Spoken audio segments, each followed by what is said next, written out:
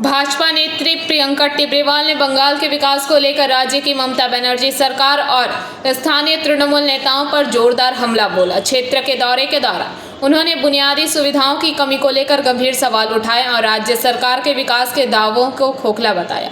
प्रियंका टिब्रेवाल ने कहा कि स्थानीय विधायक और उनके बेटे केवल सोशल मीडिया की रील्स और इंटरव्यू में विकास की बातें करते हैं, लेकिन जमीनी हकीकत इससे बिल्कुल अलग है। उन्होंने आरोप लगाया कि आम लोगों को अब तक बुनियादी सुविधाएं भी नहीं मिल पाई है।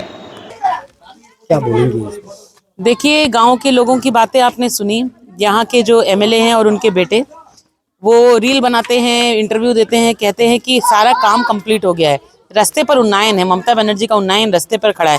रास्ते पर क्या खड़ा है, क्या पड़ा है, वो आपको दिखाई दे रहा है। पोखर गंदे, पीने का पानी नहीं, जल की समस्या।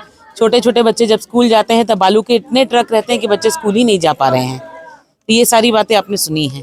मैं सिर्फ एक ही चीज़ जानती हूँ कि 5 साल में अगर यहाँ किसी का उन्नयन हुआ है तो वो यहाँ पे तृणमूल के एमएलए का हुआ है।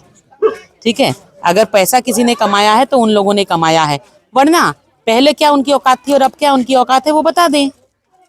अपना आईटी रिटर्न दिखाएं और उतने की ही अगर उनके पास प्रॉपर्टी है तो वो बाजार में बता दे कि वो बाकी की जो चीजें वो कहाँ से आई। ऐसा कौन सा उन्नयन हो गया? तो देखिए, रास्ते के जो यहाँ पर लोग हैं जो खड़े हैं रास्तों में, आज इनके सर पर छत भी नहीं है। गरीबी की चरम सीमा पर ये पहुंच गए हैं।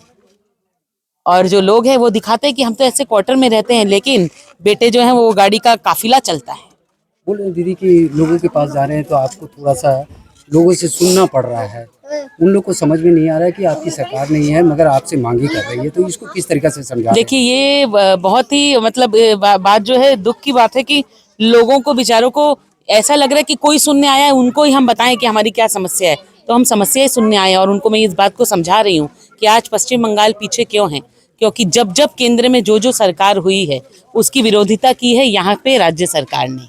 तो वैसे ही ममता बनर्जी ने यहाँ 15 साल तक बीजेपी की विरोधिता की, लेकिन पश्चिम बंगाल के उन्नयन के बारे में नहीं सोचा। तो इनको मैं यही समझा रही हूँ कि केंद्र में अब मोदी है और यहाँ पे भी अगर मोदी की सरकार हुई तो 5 साल में पश्चिम बंगाल की छवि पलट जाएगी।